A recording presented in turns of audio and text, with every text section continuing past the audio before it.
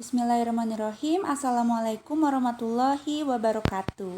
Selamat pagi anak-anak. Alhamdulillah di kesempatan hari ini kita masih bisa melaksanakan pembelajaran sosiologi secara online. Seperti biasa, sebelum kita mulai belajar, Ibu minta anak-anak untuk duduk yang manis, buka buku catatan sosiologinya, siapkan alat tulisnya.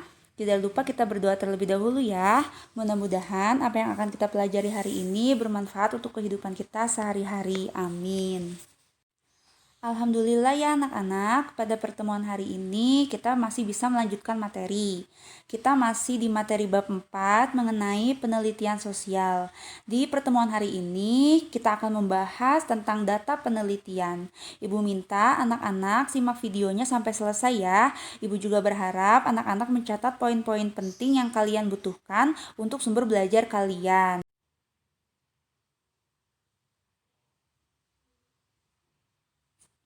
Data yang diperoleh dari penelitian dapat dibedakan atas beberapa jenis.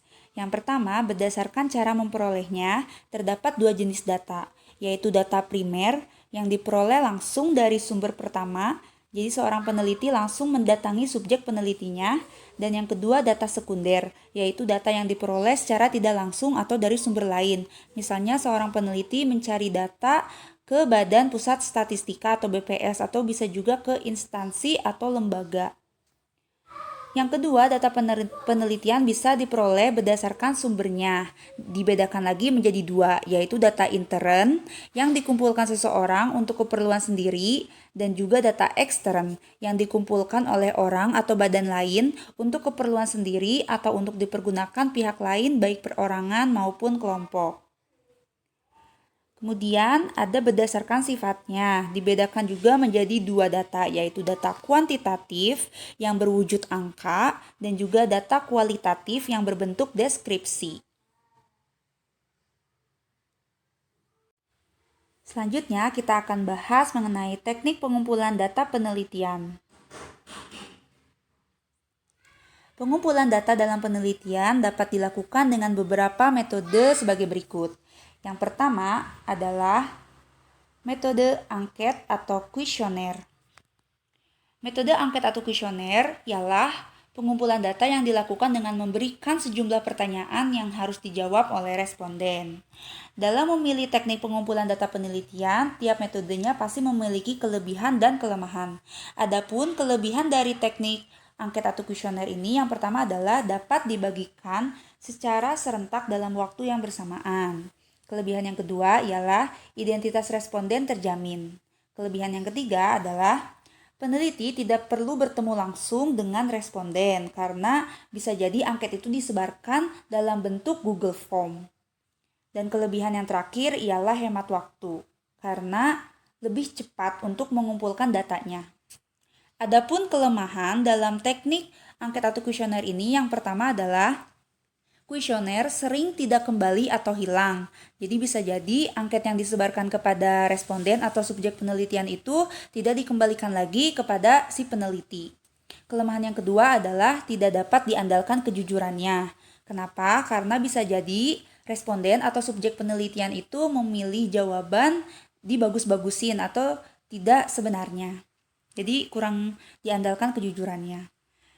Kelemahan yang ketiga ialah hanya dapat diberikan pada responden yang melek aksara atau diberikan hanya pada responden yang bisa membaca. Kalau untuk responden yang buta huruf itu agak susah untuk mengumpulkan data penelitian secara angket atau kuesioner ini. Dan kelemahan yang terakhir adalah rawan bagi responden yang kurang teliti. Kenapa? Karena bisa jadi pertanyaan dalam angket itu kan banyak. Nah, bisa jadi untuk responden yang kurang teliti mungkin ada beberapa jawaban yang terlewat untuk diisikan. Nah, itu adalah metode angket atau kuesioner baik dari kelebihan maupun kelemahannya. Selanjutnya, metode yang kedua adalah metode wawancara. Metode wawancara ini pengumpulan datanya diperoleh melalui tanya jawab yang dilakukan secara langsung kepada informan atau subjek penelitian. Nah, kelebihan dari teknik wawancara yang pertama adalah dapat dilakukan kepada semua orang dari berbagai golongan. Jadi kan hanya tanya jawab. Nah, jadi untuk orang yang buta huruf pun itu bisa kita mencari data karena kan hanya kita meminta responden itu untuk berbicara gitu ya. Nah, kelebihan yang kedua adalah informasi dapat mendalam dan juga lebih detail. Karena biasanya kan jawaban dari responden itu lebih luas gitu ya. Nah, jadi informasinya juga lebih mendalam. Yang ketiga adalah peneliti dapat mengembangkan pertanyaan. Maksudnya, jika peneliti mempertanyakan suatu hal tetapi responden menjawab jawaban yang di luar dugaan peneliti, nah itu berarti kan peneliti bisa mengembangkan pertanyaan. Dan kelebihan yang terakhir ialah hal-hal khusus dan unik dari informan dapat ditemukan saat wawancara. Adapun kelemahan dari teknik wawancara, yang pertama adalah sangat bergantung pada tingkat kepekaan peneliti. Jadi ketika responden menjawab pertanyaannya, itu peneliti harus bisa merespon maksud dari si informan itu memberikan jawaban itu maksudnya apa sih. Nah itu jadi harus ada kepekaan dari peneliti. Kelemahan yang kedua adalah membutuhkan kesabaran dan waktu yang lama. Mengapa? Karena kalau tanya jawab itu kan tidak bisa ditentukan berapa durasi waktunya. Jadi kita harus sabar karena waktunya relatif lama ketika kita memilih teknik wawancara dalam mengumpulkan data. Dan kelemahan yang terakhir ialah interpretasi data sangat dipengaruhi oleh informan. Jadi maksudnya pemahaman jawaban itu sangat dipengaruhi dari si informan menjawab pertanyaannya itu seperti apa. Dan selanjutnya, teknik pengumpulan data yang ketiga ialah melalui metode observasi. Dalam metode observasi, pengumpulan data itu dilakukan dengan mengamati secara langsung objek yang diteliti, baik ikut terlibat, yaitu secara partisipatif, maupun tanpa terlibat, yang disebut dengan non-partisipatif. Jadi kalau observasi itu kita mengamati, melihat perubahan yang terjadi pada subjek peneliti. Misalnya kita mau meneliti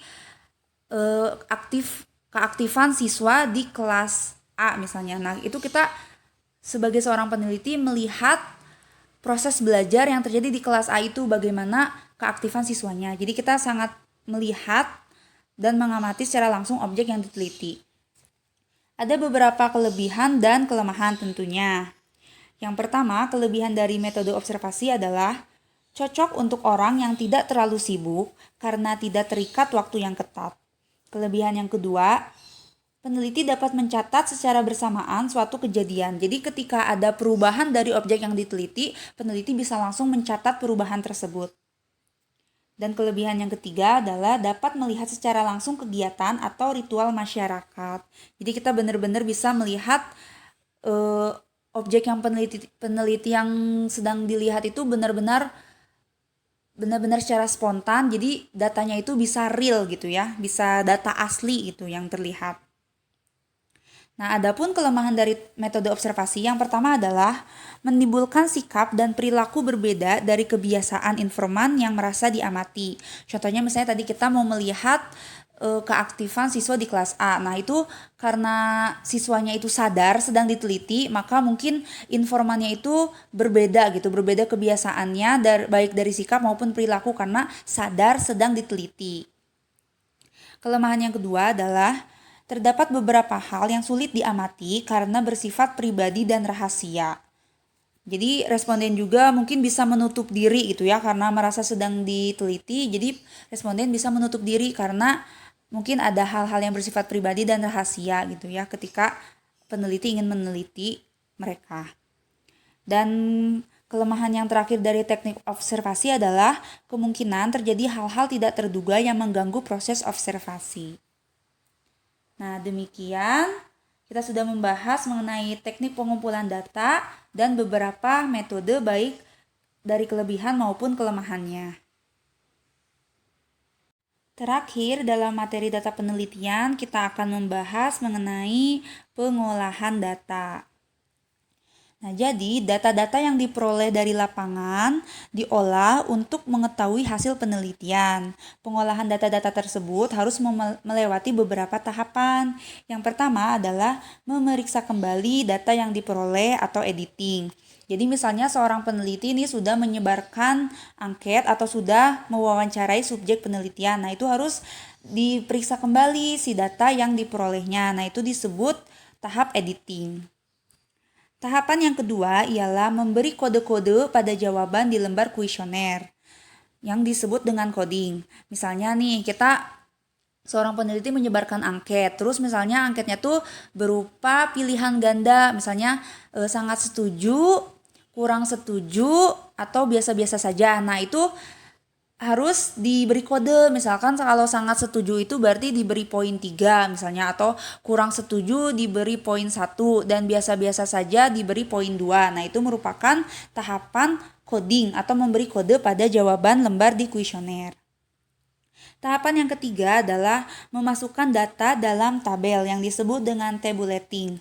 Jadi seorang peneliti itu ketika sudah memperoleh data itu dicatat gitu ya. Respondennya berapa, terus responden pertama soal nomor 1 jawabannya apa, soal nomor 2 jawabannya apa, soal nomor 3 jawabannya apa. Responden 2 misalnya namanya si B, soal nomor 1 jawabannya apa, soal nomor 2 jawabannya apa, soal nomor 3 jawabannya apa. Terus misalnya responden dari C sampai Z misalnya, nah itu di tabel-tabel tuh respondennya siapa, soal nomor 1 jawabannya apa, soal nomor 2 jawabannya apa. Nah, itu dimasukkan ke dalam tabel-tabel. Nah, itu disebut tahapan tabulating.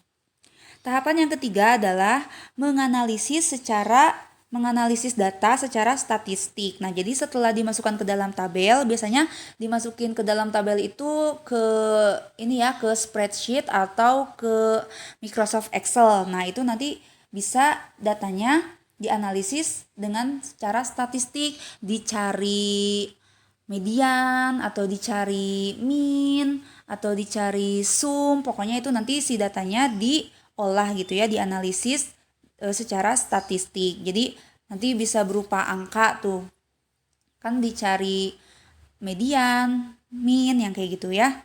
Dan tahapan yang terakhir, ketika kita sudah menganalisis secara statistik, itu dapat memberikan generalisasi atau kesimpulan setelah data dianalisis. Jadi setelah dianalisis itu kita bisa mencari kesimpulan dari data itu, intinya apa sih, penelitiannya, jawabannya apa. Nah, itu merupakan tadi tahapan pengolahan data.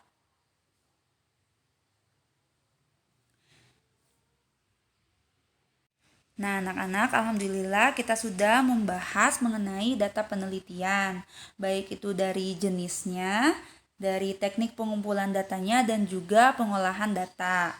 Ibu harap anak-anak bisa memahami materi mengenai data penelitian ini ya. Tetapi jika ada yang belum difahami atau belum dimengerti, anak-anak boleh ajukan pertanyaannya di grup ya, nanti akan kita diskusikan bersama. Nah, untuk pertemuan hari ini Ibu cukupkan sekian.